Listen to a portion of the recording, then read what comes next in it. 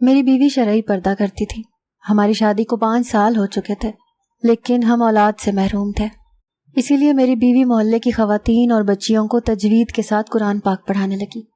میں عصر کے بعد جب گھر لوٹتا تھا، میری بیوی بھی خواتین کو پڑھا کر فارغ ہو جاتی تھی. میں چائے پی کر کچھ دیر گھر میں گزارتا تھا اور مغرب کے وقت مسجد میں جاتا تو عشاء کے بعد ہی لوٹتا تھا. زندگی یوں ہی اپنی ڈگر پر چل رہی تھی.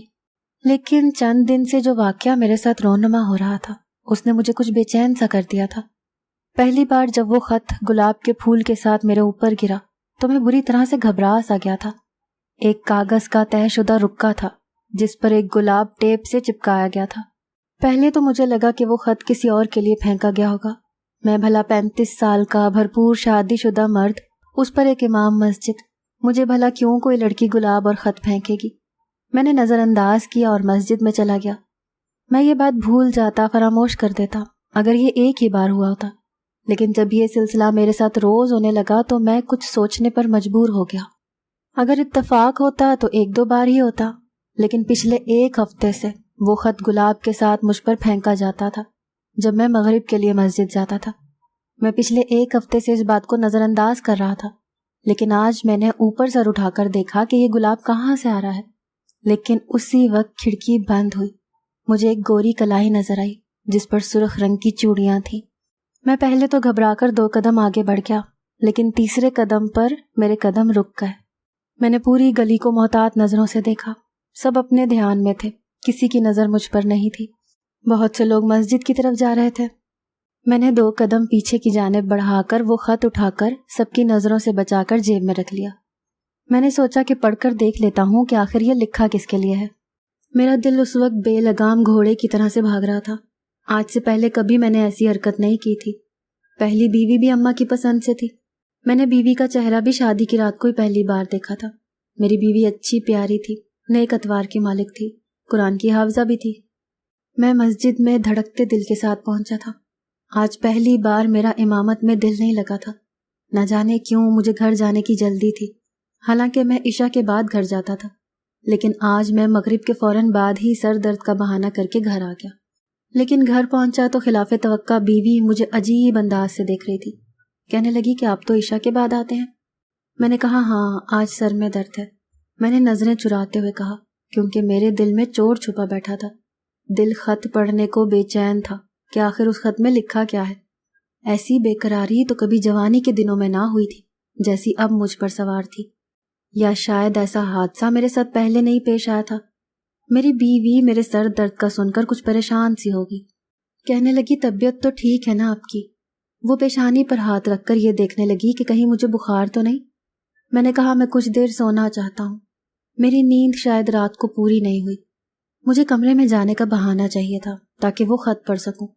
میں یہ کہہ کر اپنے کمرے میں آ گیا اور دروازہ بند کر کے اچھے سے کنڈی بھی لگا لی. میرا دل پھر سے سینے میں دھمالیں ڈال رہا تھا. میری آنکھوں کے سامنے وہ گوری کلائی گھومنے لگی. آخر کون تھی وہ اور میرے لیے ہی کیوں لکھ کر پھینک رہی تھی؟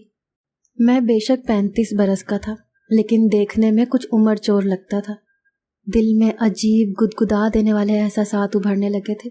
کسی خوبصورت لڑکی کا خط میرے لیے پھینکنا نہ جانے کیوں مجھے سرشار سا کر رہا تھا. میں نے جلدی سے اپنی جیب سے وہ خط نکالا اور جلدی سے اسے کھولا. پہلی سطر پر سلام لکھا تھا. نہ جانے کیوں میرے چہرے پر بے اختیار مسکان سی سج گئی. اس سے پہلے کہ میں آگے کی سطر پڑھتا، میرے کمرے کا دروازہ بری طرح سے دھڑدھڑایا گیا. میرے ہاتھ میں پکڑا خط میرے ہڑبڑا جانے سے گر گیا. میں بری طرح سے چونکا تھا، گھبرا گیا تھا. پھر میں نے پوچھا کون ہے؟ ساتھ ہی جھک کر جلدی سے خط زمین سے پکڑ کر جیب میں ڈالا. میری بیوی تھی. کہنے لگی دروازہ کھولیں. میں نے بدحواسی سے دروازہ کھولا. کہنے لگی آپ بھی کمال کرتے ہیں، دروازہ لاک کرنے کی کیا ضرورت تھی؟ وہ ہاتھ میں تیل کی شیشی لیے اندر آ گئی. میں اسے حیرت اور گھبراہٹ سے دیکھ رہا تھا. جیب میں خط تھا جو مجھے خواہ مخواہ کسی چور ہونے کا احساس دلا رہا تھا. میں نے کہا یہ تیل کیا کرنا ہے تم نے؟ کہنے لگی آپ کے سر میں درد ہے، آپ بس لیٹ جائیں، اس تیل کی مالش سے آپ کے سر کا درد 2 منٹ میں ختم ہو جائے گا. یہ سن کر میں زچ سا ہو گیا، لیکن وہ میرا ہاتھ پکڑے مجھے بیڈ پر لے گئی. میں بھی بادل نخواستہ بیڈ پر لیٹ گیا. میں نے کہا تم کن چکروں میں پڑ گئی ہو؟ میں تھوڑی دیر سو جاتا تو خود ہی ٹھیک ہو جاتا. لیکن وہ نہیں مانی، میرے سر پر تیل لگانے لگی. کچھ دیر تو میں واقعی سو گیا تھا۔ عشاء کی اذان کی آواز پر میں ہڑبڑا کر اٹھا۔ اب مجھے نماز کی فکر نے ستایا۔ میں جلدی سے وضو کر کے جب اپنے کمرے سے باہر نکلا تو سامنے کمرے سے میری بیوی کی سسکیوں کی آواز آ رہی تھی۔ وہ رو رہی تھی۔ میرا دل سینے میں دھک سے رہ گیا کہ کہیں وہ میری جیب سے خط نکال کے نہ پڑ چکی ہو اور اب آنسو بہا رہی ہے کہ کہیں میرا کسی لڑکی سے چکر چل رہا ہے۔ میں نے تو اب تک خط پڑھا تک نہیں تھا کہ بیوی کو خبر ہو گئی۔ میں نے ہاتھ برجستہ اپنی جیب کی جانب بڑھایا۔ میرا رکا ہوا سانس بحال ہوا، میری جان میں جان آئی۔ خط میری جیب میں ہی موجود تھا، لیکن اگر خط میری بیوی کے ہاتھ میں نہیں لگا تو وہ رو کیوں رہی تھی؟ میں نے کمرے سے جھانک کر دیکھا تو وہ ہاتھ میں کچھ پکڑے رو رہی تھی۔ میری جانب اس کی پشت تھی، اسی لیے اس کے ہاتھ میں کیا تھا وہ دیکھ نہیں پایا۔ میں جب اس کے پاس آیا تو اس نے جلدی سے اپنے ہاتھ میں پکڑی چیز فوراً سے چھوٹے بیگ میں رکھ دی اور وہ بیگ الماری کے لاکر میں رکھنے لگی۔ میں نے کہا تمہیں کیا ہوا ہے، رو کیوں رہی ہو؟ تو وہ گھبرا سی گئی، کہنے لگی کچھ نہیں، امی ابو کی یاد آ رہی تھی۔ کافی مہینے سے ہم یہاں ہیں، ایک بار بھی گاؤں نہیں گئے۔ میں نے کہا میں جلد ہی تمہیں لے جاؤں گا۔ وہ ایسی ہی تھی۔ 5 سال میں ایسا کئی بار میں نے دیکھا تھا کہ وہ مجھ سے چھپ چھپ کر ایسے ہی روتی تھی۔ جب میں وجہ پوچھتا تو ٹال جاتی، کبھی کہتی امی ابو یاد آ رہے ہیں، کبھی کہتی بس سر درد تھا۔ اکثر وہ دوسرے کمرے میں جا کر عبادت کرتی تھی اور ادھر ہی اس کے جہیز کے سامان کی الماری بھی تھی، جس کے لاکر میں اس نے اپنے میکے سے ملے زیور اور اپنے اماں ابا کی تصویروں کی البم رکھی تھی۔ جب اسے گھر والوں کی یاد آتی وہ تصاویر دیکھ کر رونے لگتی تھی، لیکن میں نے کبھی بھی اپنی بیوی کی ٹو نہیں لگائی تھی کیونکہ مجھے یقین تھا کہ وہ باکردار ہے۔ لیکن شاید میں رات کو بیوی کے سونے کا انتظار کرنے لگا کیونکہ مجھے خط پڑھنا تھا۔ جیسے ہی وہ گہری نیند میں سو گئی میں کمرے سے باہر نکل آیا، کمرے کا دروازہ بھی بند کر دیا اور صحن میں آ گیا۔ اب بھی میرا دل زور زور سے دھڑک رہا تھا۔ میں نے جب وہ خط پڑھا تو اس پر لکھا تھا کہ وہ مجھ سے ملنا چاہتی ہے۔ یہ بات مجھے کچھ عجیب سی لگی تھی۔ مجھے اس محلے میں آئے زیادہ وقت نہیں ہوا تھا، مجھے تو مرد بھی ٹھیک سے نہیں جانتے پہچانتے تھے، تو یہ ایک عورت کیسے مجھے جان سکتی تھی جو مجھ سے ملنے کی فرمائش کر رہی تھی؟ میں سوچ میں پڑ گیا کہ آخر وہ مجھے ملنے کا کیوں کہہ رہی تھی۔ میں تذبذب کا شکار ہونے لگا۔ اس خط پر بس یہی ایک جملہ لکھا تھا۔ میں رات بھر ٹھیک سے سو نہیں پایا۔ آنکھیں بند کرتا تو سرخ چوڑیوں والی گوری کلائی میری آنکھوں کے سامنے آنے لگتی، پھر خط میں ملاقات پر اصرار میرا رہا سہا چین چرانے لگتا۔ میرا دل ایک الگ لے پر چلنے لگا تھا۔ بار بار میں یہ سوچتا کہ وہ مجھ سے ملنا کیوں چاہتی ہے۔ اگر وہ میرے بارے میں جانتی تھی تو یقیناً یہ بھی جانتی ہوگی کہ میں شادی شدہ ہوں۔ کئی سوال میرے اندر ہلچل سی مچانے لگے تھے۔ کچھ میرے اندر اس لڑکی کو دیکھنے کا تجسس بھی چڑھنے لگا جس کی گوری کلائی میرا چین چرا چکی تھی۔ ظاہر ہے وہ خود بھی گوری رنگت کی مالک ہوگی، خوبصورت بھی ہوگی، پیاری تو میری بیوی بھی تھی، لیکن اگر کوئی اور لڑکی ایسی جرت کا اظہار کرے تو ہر انسان کو اسے دیکھنے کا تجسس تو بڑھ ہی جاتا ہے۔ لیکن یوں کسی کے گھر جانا مجھے کچھ غیر مناسب سی بات لگ رہی تھی۔ میں اپنے ذہن میں یہ بہانے تراشنے لگا کہ کس بہانے سے اس لڑکی کے گھر جا سکتا ہوں۔ نہ جانے اس کے گھر میں اس کے علاوہ اور کون کون رہتا ہوگا، شاید اس کے والدین اور بہن بھائی بھی ہوں۔ گو کہ میرا ذہن پورا دن اس لڑکی کے متعلق ہی سوچتا رہا۔ اگلے روز پھر مجھے وہ خط ملا۔ میں نے پھر سے سب کی نظروں سے خود کو بچا کر وہ خط جیب میں رکھ لیا، لیکن جیسے ہی میں نے اوپر دیکھا کوئی تھی جس کا سرخ آنچل پیچھے ہٹا تھا اور کھڑکی دھڑام سے بند ہوئی تھی۔ وہ یہ جان چکی تھی کہ آج خط میں اٹھا چکا ہوں۔ میں ابھی اسی دوشیزہ کے بارے میں سوچتا ہوا مسجد میں داخل ہوا کہ مجھے ایک عجیب سی بات کا علم ہوا۔ چند لوگ ایک گروہ کی صورت میں کھڑے کہہ رہے تھے کہ یہ شریفوں کا محلہ ہے، اس قسم کے لوگ بھی اگر یہاں آ کر آباد ہونے لگے تو ہمارا محلہ تو بدنام ہو جائے گا، اسی لیے سب کو مل کر بات کرنی چاہیے۔ سبھی لوگ اس بزرگ کی بات کی تائید کر رہے تھے جو انہیں یہ تجویز پیش کر رہا تھا۔ میں نے جب یہ بات سنی تو انہی لوگوں میں شامل ہو گیا۔ سارے ہی محلے کے معزز لوگ تھے جو 5 وقتہ نمازی بھی تھے۔ مجھے دیکھ کر اب لوگ کہنے لگے کہ اگر یہ بات امام صاحب اس خاتون سے کہیں تو بہتر ہوگا۔ میں نے پوچھا کہ آخر ماجرا کیا ہے، تو ایک شخص نے جو خبر مجھے سنائی میرے ہوش اڑ گئے۔ کہنے لگا ہمارے محلے میں ایک بدکردار عورت نے گھر خرید لیا ہے، رات بھر ناچ گانے کی محفلیں چلتی ہیں، لوگ رات کے وقت شراب کے نشے سے چور اس گھر سے باہر نکلتے ہیں، گلی کے لوگ بہت پریشان ہیں۔ اس خاتون سے اگر آپ یہ کہہ دیں کہ اس محلے سے چلی جائے تو آپ کی بات میں ذرا دم رہے گا، کہ مسجد کے امام کو شکایت ہے۔ میں نے کہا بات تو واقعی سنجیدگی سے سوچنے والی اور عمل کرنے والی ہے۔ اس قسم کی عورت کا ہمارے محلے میں ہونا ٹھیک نہیں ہے۔ سب کی مشترکہ رائے یہی تھی کہ مجھے اس عورت سے بات کرنی چاہیے۔ میں بھی اس بات کے لیے تیار ہو گیا، لیکن جب مجھے اس کا گھر بتایا گیا تو میرے حواس گم ہو گئے۔ وہ تو وہی گھر تھا جہاں سے مجھے خط پھینکا جا رہا تھا اور مجھ سے ملاقات کی فرمائش کی جا رہی تھی۔ ایک صاحب کہنے لگے، یہاں رہتی ہے وہ عورت، آپ جائیں اور اس سے بات کریں۔ میرا دل بری طرح سے دھڑک رہا تھا۔ ابھی بھی اس عورت کا خط میری جیب میں موجود تھا۔ پوری رات اس عورت کی دودیا رنگت کی کلائی نے میری نیند اڑا کے رکھی تھی۔ میں نہیں جانتا تھا کہ ملاقات مجھے اس سے یوں کرنی پڑے گی۔ میں ایک ایک سیڑھی چڑھ رہا تھا، لیکن میرا دل بری طرح سے گھبرا رہا تھا۔ میری پیشانی پسینے سے ارکالود ہو چکی تھی۔ میں نے دروازے پر دستک دی تو ایک کھنکھناتی ہوئی آواز مجھے سنائی دی کہ کون ہے؟ ایسی سریلی آواز تھی اس لڑکی کی، دل کے تار بجنے لگے تھے۔ میں نے کہا امام مسجد ہوں، مسجد سے آیا ہوں۔ میرا تعارف سن کے جھٹ سے دروازہ کھلا تھا۔ مجھے بڑی زور کا حیرت کا جھٹکا لگا، کیونکہ وہ عورت نقاب میں تھی۔ اس نے لباس تو میکسی نما پہنا ہوا تھا، لیکن اسکارف پہن رکھا تھا، نقاب بھی کیا ہوا تھا۔ مجھے بس اس کی آنکھیں ہی نظر آئیں جن میں عجیب سی چمک تھی۔ مجھے کہنے لگی، زہ نصیب جو آپ ہمارے غریب خانے پر تشریف لے آئے، آئیے اندر تشریف لائیے۔ امام صاحب، کتنے دن سے میں آپ کی منتظر تھی، لیکن آپ نے ہی خط اٹھا کر پڑھنے میں اور آنے میں دیر کر دی۔ وہ چہک کر بولی تھی۔ میں نے کہا مجھے اندر نہیں آنا، میں آپ سے صرف یہ کہنے آیا ہوں کہ یہ شریفوں کا محلہ ہے، آپ یہاں سے چلی جائیں۔ وہ میری بات پر کچھ دیر تو مجھے دیکھتی رہی، پھر کھلکھلا کر ہنسنے لگی۔ کہنے لگی، میرے پاس بھی شریف اور امیر لوگ ہی آتے ہیں، میں تو آپ لوگوں کا بہت احترام کرتی ہوں۔ آج تک میں نے کبھی اذان اور جماعت کے اوقات میں کبھی ناچ گانا نہیں کیا، میں خود بھی نماز کی پابند ہوں۔ یہ سن کر مجھے حیرت کا جھٹکا لگا۔ میں نے کہا کہ آپ دین کی سوجھ بوجھ رکھتی ہیں تو ایسا کام ہی کیوں کرتی ہیں؟ وہ کہنے لگی، پاپی پیٹ کو بھی تو پالنا ہے نا امام صاحب، یہاں عورت کو بنا مقصد کے یوں ہی کوئی روٹی نہیں دیتا نا، نہ ہی ایک اکیلی لڑکی کی کفالت اٹھاتا ہے، سب اپنی غرض سے آتے ہیں۔ مجھے اس لڑکی کی آواز میں نمی کا سا احساس ہوا تھا، لیکن میں کسی بھی کمزور لمحے کی زد میں نہیں آنا چاہتا تھا، اسی لیے بس مقصد کی بات کی کہ آپ اس محلے سے چلی جائیں۔ وہ کہنے لگی، میں یہاں پیسے دے کر رہ رہی ہوں۔ میں نے اندر امٹتے سوالوں میں سے بھی ایک سوال کر ڈالا جو میرے اندر ادھم مچائے ہوئے تھا۔ آپ مجھے کافی دن سے خط لکھ کر پھینک رہی ہیں کہ آپ کو مجھ سے بات کرنی ہے، بولیے محترمہ، آپ نے مجھ سے کیا بات کرنی ہے؟ بات تو مجھے آپ سے بہت ضروری کرنی ہے، لیکن آپ رات کو تشریف لائیے گا، آپ کو خود ہی پتہ چل جائے گا کہ مجھے کیا کہنا ہے۔ مجھے اس کی بات پر غصہ سا آنے لگا۔ میں نے کہا کہ میں بھلا یہاں کیوں آنے لگا؟